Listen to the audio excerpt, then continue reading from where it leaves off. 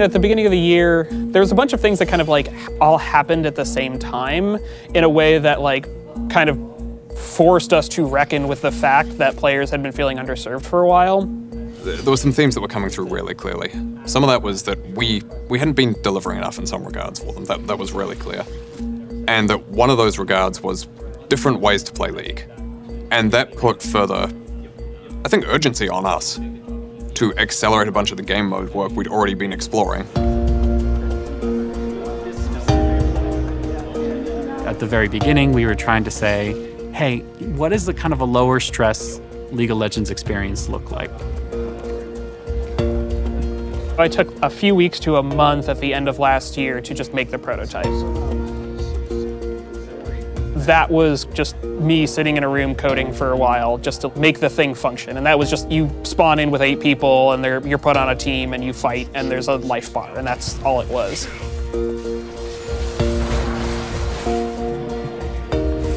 We had questions coming in around like, okay, well, when do you guys want to ship it? When do you guys want it to be done? And it's like, we think we could do it by the end of 2023. And they're like, that's cool, can you do it for summer? And I was like, no.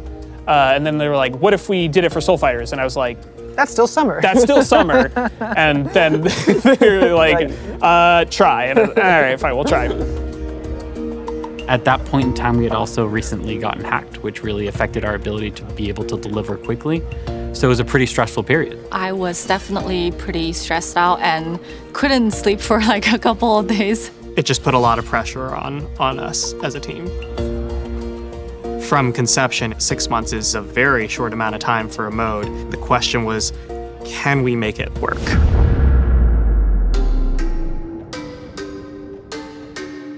So at that point, it was pretty obvious. It was like, okay, well, we're gonna need help to do it because it was really important for Riot, and I think really important for players. Like, they haven't gotten a new mode in a while. We were excited about being able to try to directly respond to a lot of that player feedback because we felt we had it in us to do it.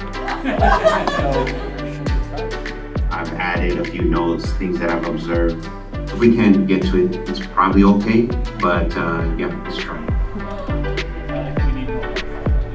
We did get a lot of help from leadership being able to greenlight, saying that right now Arena is a top priority across League PC.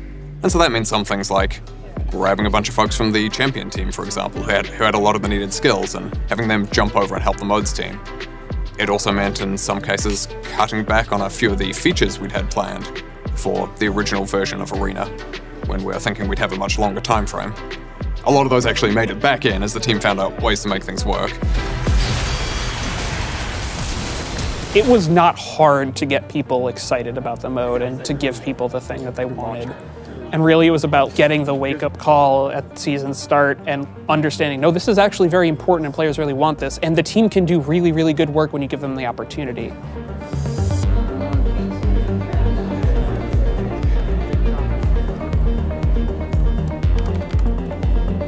It quickly gained a lot of momentum, like a lot of momentum, more than most things I've seen while working here at Riot. And so just watching like people's ears perk up and be like, hey, have you seen that? That's pretty cool. For me, I was like, oh yeah, no, we gotta go full steam on this. Please let me work on that. That sounds super exciting. So in some ways, the summer timeline kind of liberated us from the pressures of like perfection and allowed us to be a little more experimental and try stuff that we thought might be cool. But at the end of the day, it's like, it's still not enough, right? We don't want to just make a thing that people are like, oh, that was cool, and then, you know, stop playing it. I really wanted to try and make a mode that had legs.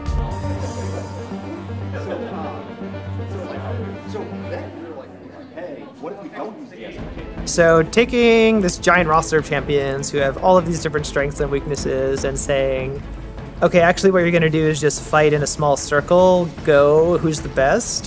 You'll quickly get a lot of striation there. Many champions will jump out at the top as like much better than many other champions. And so we attacked this issue in trying to balance the mode across all these different champions in a couple different ways.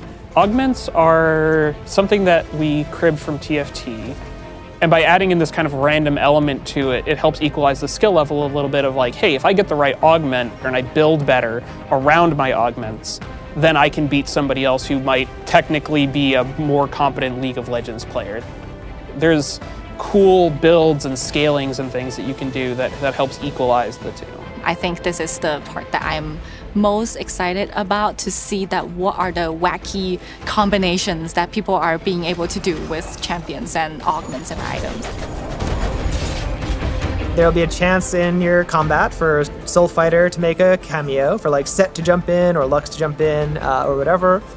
And these cameos will influence the battle by adding like new strategic elements. So Lux will kind of scan around the arena and ult people who cross her laser's path, and Gwen shows up and will shroud champions and protect them from projectiles.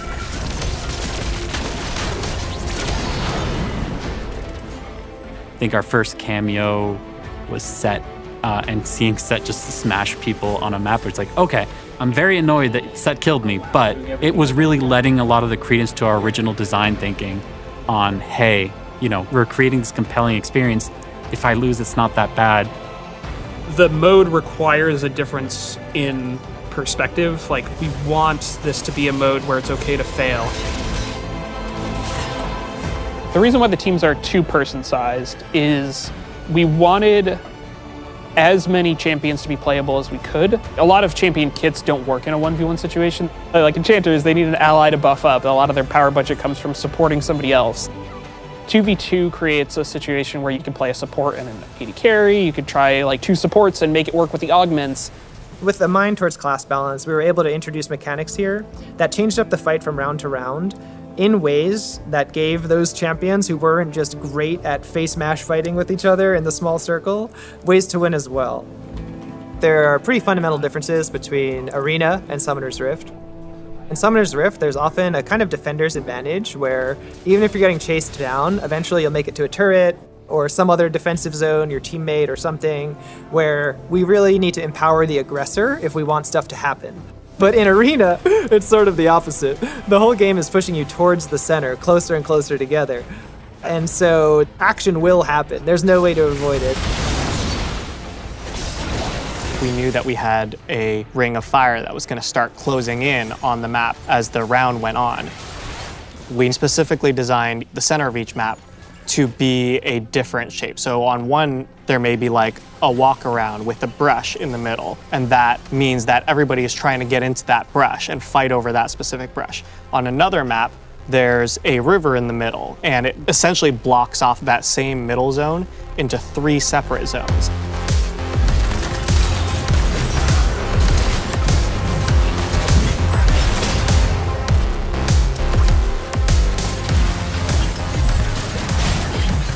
One of the innovations that we've done on this mode is we've actually introduced a new terrain type to League, what we're ultimately calling deep water.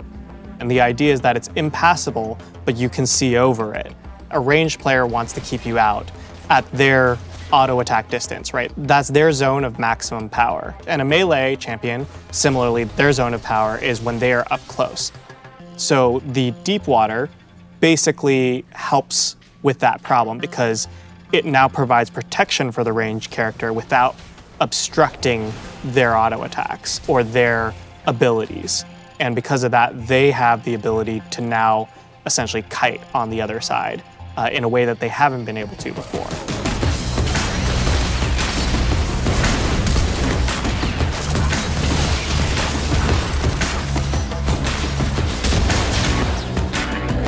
Getting kind of that combo of augments, maps, and cameos in, and starting to see the pieces come together during our playtest, finding ourselves kind of just yelling during our playtest because we were having fun, that's when it really came together. Whoa. Don't get back here! Oh my god. Oh, wow. It was definitely like this really cool moment of like, oh god, I have to do this whole mode by summer, to, oh no, we're going to do this whole mode by summer. And, you know, all of these cool artists and UX designers and engineers and like just so many people pulled together to make this thing work. That's a huge point of pride in the League team. Like, it's a team that is very, very hungry to make things that players will love. We want to give the players something that they've been wanting for a while. I'm really excited to see how players respond to it because we've seen how much gameplay we've gotten out of it. I hope players don't want us to turn it off. What I'm hoping for really is to listen to what players like about this mode, what players don't like about this mode. The best case scenario is that we find an audience of people who are like, I really wanted to love League, but I just wasn't clicking with the Summoner's Rift pattern of play, and this is actually the thing.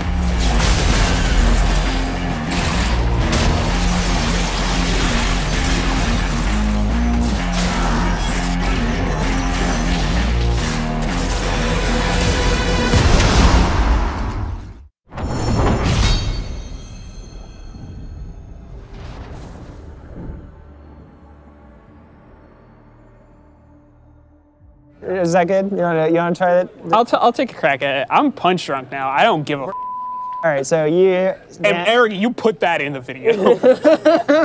So Dan, then Stosh, then Yeah. you got it.